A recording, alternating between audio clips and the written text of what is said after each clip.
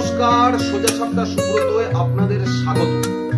দেখুন, এই প্রতিবেদনের শুরুতে আপনাদের একটা খবরের হেডলাইন দেখাবো এবং সেই হেডলাইনটা দেখার পরে এবং এই খবরের অন্তর্নিহিত খবরগুলো যখন আমার এই প্রতিবেদনের মধ্যে থেকে আপনারা জানবেন বা শুনবেন, তারপরে দাঁড়িয়ে আপনারা অবশ্যই নিজেদেরকে প্রশ্ন করবেন যে এই পশ্চিমবাংলায় জন্মগ্রহণ করা এবং বেড়ে ওঠাটা আমাদের কাছে অভিশাপ নয় তো? বা যে সরকারটাকে আমরা তিনবার ভোট দিয়ে ক্ষমতায় নিয়ে এসেছেন, সেই সরকারটা সত্যি কি চায় যে আপনাদের ভবিষ্যৎ সুন্দর হোক? বা এই সরকারটা সত্যি কি চায় যে পশ্চিমবঙ্গে আগামী দিনে মানুষ কর্মসংস্থান পাক? এই প্রশ্নগুলো নিজেদেরকে করবেন এবং অবশ্যই আমাকে এই প্রতিবেদনের যে কমেন্টস বক্স, সেই কমেন্টস বক্সে অবশ্যই আমাকে জানাবেন আপনাদের উক্তিগুলো। দেখুন, এই যে হেডলাইনটা আপনারা দেখতে পাচ্ছেন, যেখানে লেখা আছে খনিজ তেলে ভাসছে পশ্চিমবঙ্গ, 100 বর্গ কিলোমিটার জায়গা খনন চেয়ে চিঠি কেন্দ্রের পক্ষ থেকে পশ্চিমবঙ্গ সরকারকে। দেখুন, শুরুটা হয়েছিল কবে জানেন? 2018 সাল থেকে। 2018 সালের উত্তর 24 পরগনা জেলার অশোকনগরে যেই শোনা গেছিল যে খনিজ তেলের সন্ধান পাওয়া গেছে, তারপরে দাঁড়িয়ে সেই এলাকায় ওএনজিসি অনুসন্ধান করে এবং পরীক্ষা নিরীক্ষা করার পরে যে রিপোর্টটা জমা দেয়, সেই রিপোর্টে বলা হয় যে অশোকনগর এলাকায় 6 বর্গ কিলোমিটার জায়গা জুড়ে খনিজ তেল বা পেট্রোলিয়াম আছে, যেটা খনন করার প্রয়োজন আছে। এবং ওই অবধি কিন্তু ওএনজিসি থেমে থাকেনি বা কেন্দ্রীয় সরকারের পেট্রোলিয়াম মন্ত্রক থেমে থাকেনি, কারণ এই খনিজ তেল হচ্ছে কেন্দ্রীয় সরকারের সম্পদ। যেখানেই খনিজ তেল পাওয়া যাবে না কেন বা খনিজ সম্পদ পাওয়া যাবে না কেন, সেটা হচ্ছে কেন্দ্রীয় সরকারের সম্পদ। হতে পারে সেটা আপনার রাজ্যে পাওয়া গেছে। সেক্ষেত্রে কি হয়, যখন ওএনজিসি সারা রাজ্য জুড়ে অনুসন্ধান করে, সেখানে দেখা যায় প্রায় 100 বর্গ কিলোমিটার এরিয়া আছে, যে এরিয়াতে এই খনিজ তেল বা পেট্রোলিয়াম আছে। তার মধ্যে রানাঘাট আছে, তার মধ্যে আছে কাকপুল এবং অশোকনগর। অশোকনগরে 6 বর্গ কিলোমিটার জায়গা এবং বাকি 94 বর্গ কিলোমিটার জায়গা আছে রানাঘাট এবং কাককুলের এরিয়া, এবং পশ্চিমবঙ্গের আরো কিছু এরিয়া আছে।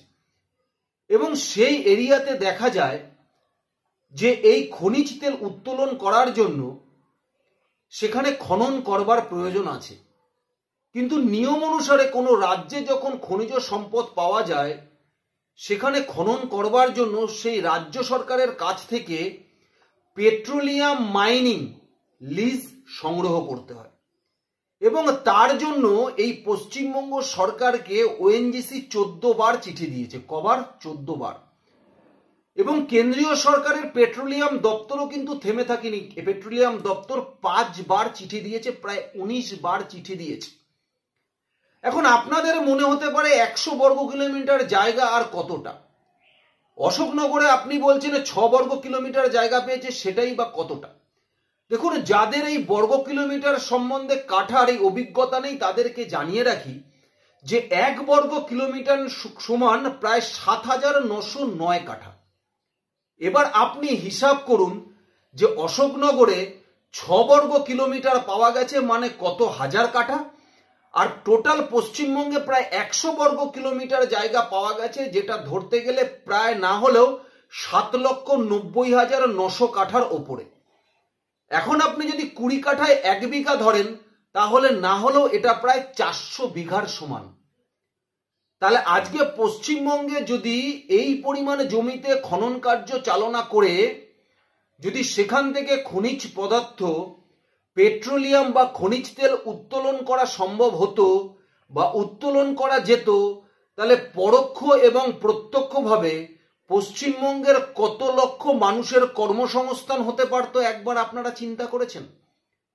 এবং আপনারা কি এটা জানেন যে এই 100 বর্গ কিলোমিটার জায়গা যদি এই রাজ্য সরকার কেন্দ্রীয় সরকারকে পিএমএল এ দিয়ে দিত, সেই পিএমএল দেওয়ার পরে যখন কেন্দ্রীয় সরকার খনন করে এখানকার খনিজ সম্পদ, খনিজ তেল বা পেট্রোলিয়াম সংগ্রহ করত, তাহলে এই রাজ্য সরকারের বছরে রাজস্ব ঢুকতো প্রায় 8,500 কোটি টাকা করে। এই পশ্চিমবঙ্গ সরকারের বছরে প্রায় ৮,৫০০ কোটি টাকা করে রাজস্ব ঢুকত, যেখানে দাঁড়িয়ে এই রাজ্য সরকারের পশ্চিমবঙ্গে প্রাথমিক শিক্ষায় বছরে বাজেটের প্রায় 50% টাকা এই খনিজ তেল বা পেট্রোলিয়াম যেটা উত্তোলন করত কেন্দ্রীয় সরকার সেখান থেকেই চলে আসতো। কিন্তু তার সঙ্গে সঙ্গে কত লক্ষ লোকের প্রত্যক্ষভাবে কর্মসংস্থান এবং কত মানুষের পরোক্ষভাবে কর্মসংস্থান হতো, এবং তার সঙ্গে সঙ্গে যে এরিয়া দিয়ে খনিজ সম্পদ উত্তোলন করা হচ্ছে সেই সব এরিয়ার পার্শ্ববর্তী অঞ্চল অর্থনৈতিক দিক থেকে কতটা স্বাবলম্বী হতো এবং অর্থনৈতিক দিক থেকে কতটা উন্নত হতো একবার আপনারা ভেবে নিন। সেখানকার জমির দাম কোন জায়গায় গিয়ে পৌঁছাতো, যখন সেখানে প্রচুর মানুষ, হাজার হাজার মানুষ সেখানে চাকরি করত, সেখানে তারা বাড়ি করত, সেখানে তারা জমি কিনত এবং পার্শ্ববর্তী একাধিক দোকানপাট গড়ে উঠত।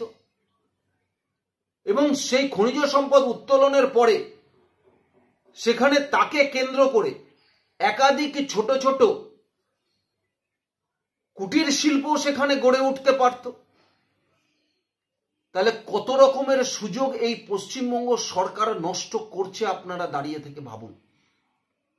কিন্তু এমন একটা রাজ্যে আমরা বাস করি যে রাজ্য সরকার পশ্চিমবঙ্গে কেন্দ্রীয় সরকারকে খনিজ তেলের জন্য 100 বর্গ কিলোমিটার জায়গা খনন করার পারমিশন দিচ্ছে না, কিন্তু 1 কিলোমিটার অন্তর অন্তর মদের দোকান করবার জন্য লাইসেন্স দিয়ে দিচ্ছে। যে রাজ্য সরকার টাকা নেই পয়সা নেই বলে পশ্চিমবঙ্গের শিক্ষা ব্যবস্থাটাকে শেষ করে দিয়েছে, দিনের পর দিন প্রাইমারি স্কুলগুলোকে বন্ধ হয়ে যাচ্ছে, সেই রাজ্য সরকারের প্রাইমারি শিক্ষার টোটাল বাজেটের প্রায় 60% এই খনিজ তেল সম্পদ থেকে এই রাজ্য সরকারের চলে আসতো। এমনকি স্বাস্থ্যে এই রাজ্য সরকারের যা বাজেট থাকে বছরে, তার প্রায় 55% টাকা এই খনিজ তেলের উত্তোলন থেকেই এই রাজ্য সরকারের কোষাগারে ঢুকতো বছরে। তাহলে এই রাজ্য সরকার কি কি হারাচ্ছে শুধু ভেবে থাকুন। কি এমন সেন্টিমেন্ট, কেন মমতা বন্দ্যোপাধ্যায় এরকম চিন্তা ভাবনা? মমতা বন্দ্যোপাধ্যায় ভাবছে আমার রাজ্য থেকে খনিজ তেল উত্তোলন করে যাবে কেন্দ্র সরকার, কেন আমি উত্তোলন করব? কারণ পশ্চিমবঙ্গটাকে মমতা বন্দ্যোপাধ্যায় তো আলাদা দেশ মনে করে। ভারতবর্ষের সংবিধান তো পশ্চিমবঙ্গে চলে না, পশ্চিমবঙ্গে শাসক দলের সংবিধান চলছে। শুধুমাত্র এই মহিলা, এই মমতা বন্দ্যোপাধ্যায়ের তার একগুঁয়েমি পড়া, শুধুমাত্র নরেন্দ্র মোদী এবং কেন্দ্রীয় সরকারের বিজেপি গভর্নমেন্টের প্রতি এই চরম মনোভাবাপন্ন এই মহিলার অহংকার আজকে পশ্চিমবঙ্গকে কোথায় নিয়ে দাঁড় করাচ্ছে একবার আপনারা ভেবে থাকুন। যদি সত্যি সেই অশোকনগর এলাকায় খনন কার্য চালু হয়ে যেত, সেখানে পেট্রোলিয়াম বা খনিজ তেল সংগ্রহ শুরু হয়ে যেত, আজকে ভাবুন তো সেই এলাকার ডেভেলপ কিভাবে হতো। যদি রানাঘাটে সেই খনিজ তেল উত্তোলন, পেট্রোলিয়াম উত্তোলন শুরু হয়ে যেত, তাহলে সেখানকার আজকে অর্থনৈতিক অবস্থা কোন জায়গায় গিয়ে দাঁড়াতো মানুষের। কারণ মমতা বন্দ্যোপাধ্যায় কোনোদিন এই পশ্চিমবঙ্গের মানুষের অর্থনৈতিক স্বাবলম্বী চায় না, চায় ভাতা ভিক্ষা অনুদান দিয়ে তাদেরকে অশিক্ষিত করে রেখে শুধুমাত্র তৃণমূল কংগ্রেসের নেতারা তার বাড়ির ভাইপো দিনের পর দিন কোটি কোটি টাকার মালিক হবে আর 500,000 বিলিয়ে ভোট ব্যাংক জিতে ভোটে জিতে বৈতরণী পার করে দেখাবে, দেখুন মানুষ আমাদের সাথে আছে, মানুষ আমাদের সাথে আছে। এইভাবে দিনের পর দিন আমরা এক একটা জিনিসের ক্ষতি করে চলেছি শুধুমাত্র ইগোর কারণে। এরকম একটা ক্ষতি মমতা বন্দ্যোপাধ্যায়ের হয়ে যাচ্ছে। 2018 সাল থেকে 2024 6 বছর হয়ে গেছে, আপনারা ভাবুন তো। তার মধ্যে যদি ধরে নিই যে 4 বছর ধরে যদি এই কাজ সম্ভব হতো, তাহলে বছরে প্রায় 8,500 কোটি টাকা করে এই 5 বছরে মমতা বন্দ্যোপাধ্যায় না হলেও প্রায় 50,000 কোটি টাকা কামিয়ে নিত সরকার তার কোষাগারে। এবং তার সঙ্গে সঙ্গে কত মানুষের চাকরি, সেখানকার অর্থনৈতিক উন্নতি, প্রত্যক্ষ পরোক্ষভাবে মানুষের কর্মসংস্থান ঘটতো, একবার আপনারা বিবেচনা করে দেবেন। আপনারা বিবেচনা করে দেখবেন এবং অবশ্যই আমাকে কমেন্টস বক্সে জানাবেন যে আপনারা যে ভুল করেছেন 3বার এই সরকারটাকে ক্ষমতায় নিয়ে এসেছে, আগামী 2026-এ খবরদার এই ভুলটা আর অন্তত করবেন না। ভারতবর্ষ এগিয়ে যাচ্ছে, ভারতবর্ষের উন্নতির সাথে সাথে পশ্চিমবঙ্গের উন্নতি আমরা দেখতে পাচ্ছি না একমাত্র এই একগুঁয়ে মমতা বন্দ্যোপাধ্যায়ের জন্য, তার অহংকার, তার ঔদ্ধত্যের কারণে। নইলে যা সুবিধা ছিল কেন্দ্রীয় সরকারের, যা ডেভেলপমেন্ট এই পশ্চিমবঙ্গে হতে পারত, ভারতবর্ষের অন্য অন্য রাজ্যের উন্নতির সঙ্গে সঙ্গে তাল মিলিয়ে পশ্চিমবঙ্গের উন্নতি সম্ভব হতো শুধুমাত্র এই তৃণমূল কংগ্রেসের সরকারের কারণে, এই মমতা বন্দ্যোপাধ্যায়ের একগুঁয়েমিপনার কারণে, এই মমতা বন্দ্যোপাধ্যায়ের অহংকারের কারণেই কিন্তু সেটা সম্ভব হয়ে পারেনি। জানাবেন অবশ্যই আপনারা আমাকে কমেন্টস বক্সে। ধন্যবাদ, নমস্কার।